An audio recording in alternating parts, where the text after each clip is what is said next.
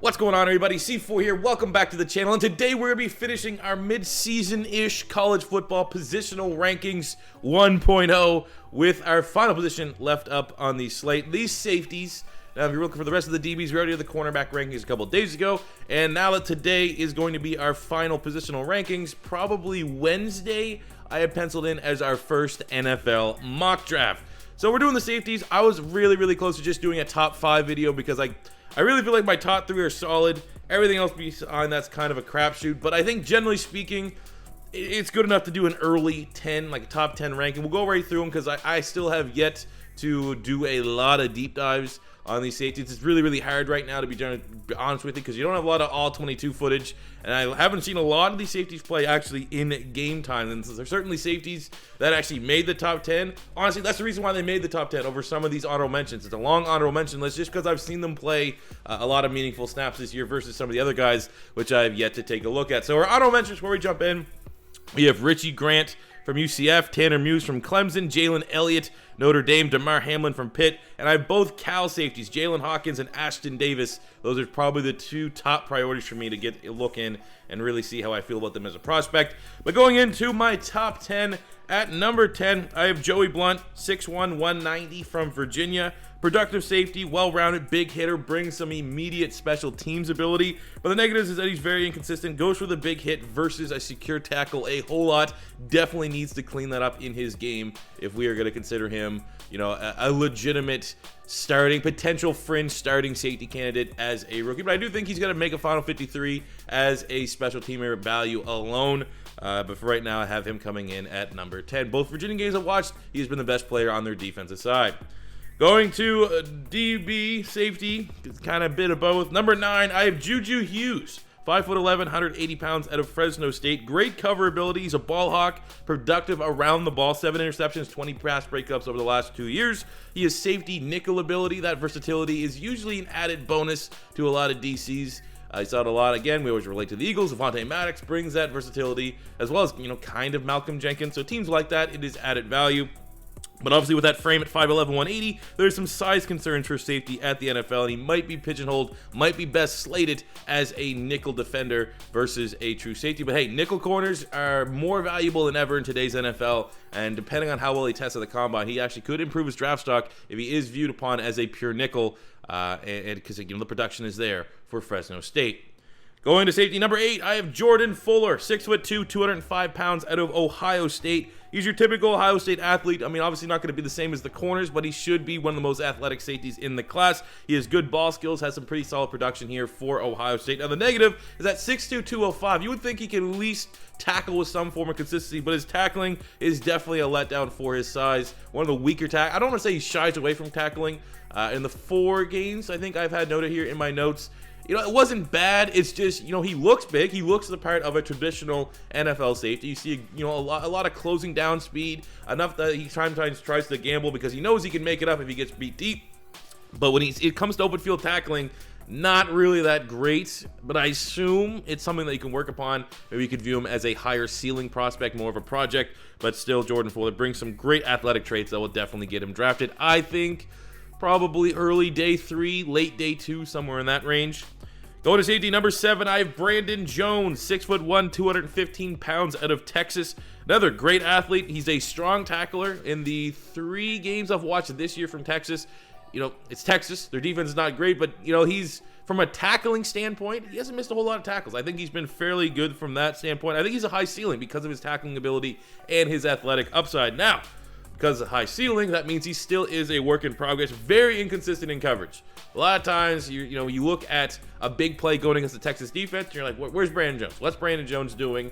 Obviously, he's not as good as Caden Stearns, but I do think the ceiling is there. I think that's what's going to help his draft stock over maybe some of the more productive corners.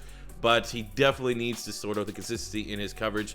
Can't really pinpoint what it is. I don't know if he's overly aggressive. I don't know if he's just not comfortable in that defensive scheme for Texas.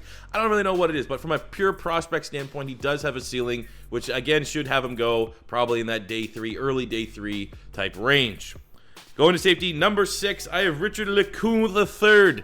5'11", 180 pounds out of Georgia. He's a smart safety, loves to hit, trust him in his zones. You know, he's not one of those guys that's overly aggressive, will always try to go for the pick and put his defense and compromise his defense. I think from that standpoint, strong leader, high IQ, very, very valuable. But yeah, I think he needs to add some weight. He's a guy that loves to hit in college, and you can get away trying to be that big-time thumper at 5'11", 180, 185 pounds in college. But when you go to the NFL, that play style is not going to work. Either it's not going to work, generally speaking, from a tackling, wrapping up standpoint, because running backs and all these other guys are way more powerful, or if you do have that play style with a some success, it's going to be very, very hard to maintain that, stay injury free. So I definitely think he's a guy that could probably bulk up to like 190, 195, and given his play style, that probably will help his longevity in the NFL. But a very intriguing prospect, high IQ, safe type, free safety style, and I think he probably will go. Again, all these safeties right now, generally speaking, because safeties are undervalued when it comes to the draft. I think we're talking about, late day 2, early day 3, somewhere in that range. Going to safety number 5, I have Julian Blackmon, 6'1", 205 pounds, out of Utah. More of a DB than a pure safety, as he was a corner, but he has great ball skills. 8 interceptions, 20 pass breakups over the last 3 years, and he still has the remainder of this year for Utah to go.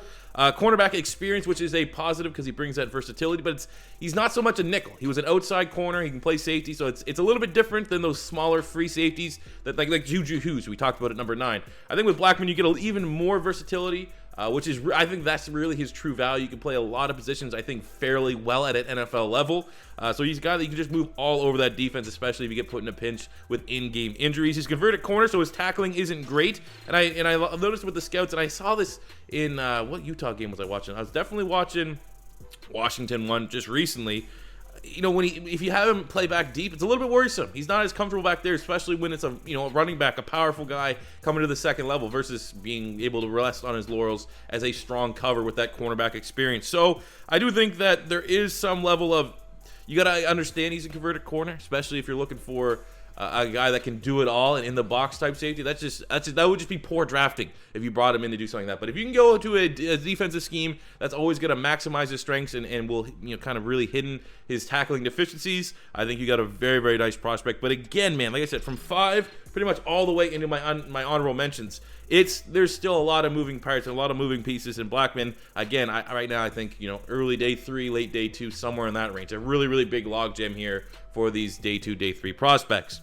So now from 4 on, I think these guys are all going to be 3rd, 2nd, up to 1st round type players. And at number 4, I have Antoine Brooks Jr., 5'11", 225 pounds from Maryland. He has money linebacker potential in the NFL. He's a great athlete, not Darnell Savage level, but when I was watching a lot of Darnell Savage, you guys should know he's one of my favorite prospects from last year's draft.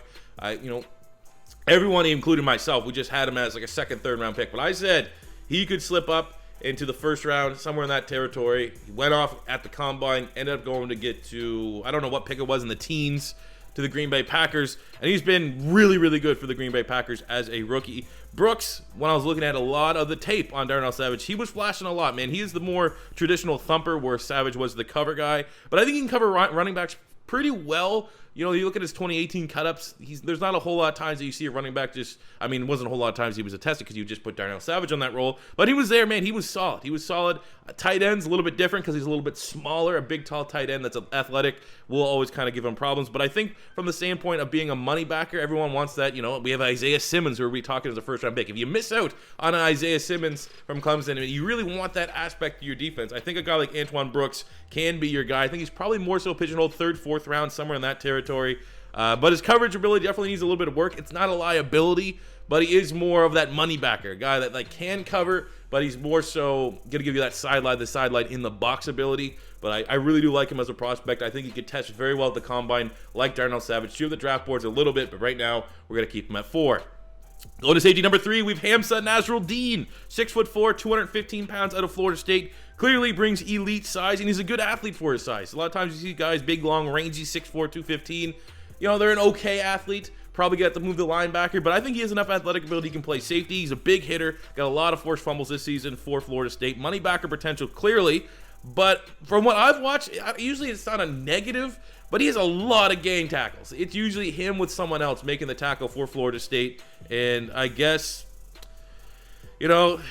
Questions about one-on-one in space. Is he going to be that guy that can, you know, man to a man, bring you down, secure the tackler? Because you look at his tape, almost every tackle he makes, he's there with someone else. He's there with the linebacker because, you know, Florida State has a lot of undersized, speedy linebackers that make a lot of plays sideline to sideline. So there is that question about him, but I think he'll be fine. I think a lot of teams are going to fall in love with him, especially when he tests well or surprisingly for that size. So for right now, he's my third best safety, plus he has that money backer potential, which for a lot of safeties now, you kind of almost want them to have that upside that they can be flexible and play all around that defense, play linebacker, play deep safety, play in the box safety, and cover. And I think he actually has solid cover ability too for a guy that's 6'4", 215. Because with that length, man, that length, he gets his hands on you, pushes away, press man, it is what it is. Zone, he's fine.